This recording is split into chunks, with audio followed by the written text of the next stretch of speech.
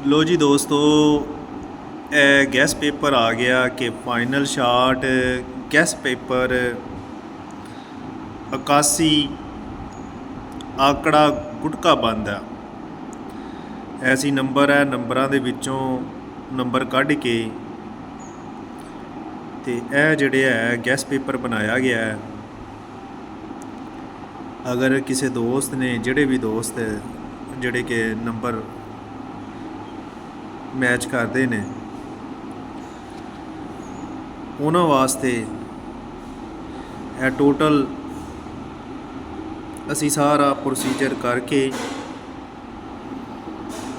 81 number ਕੱਢਿਆ ਗੁਟਕੇ ਬੰਦ ਦਾ।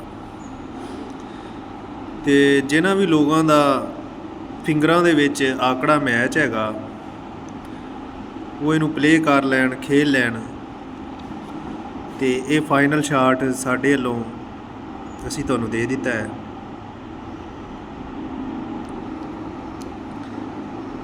ਇਹ ਮੈਚ ਕਰ ਲਓ।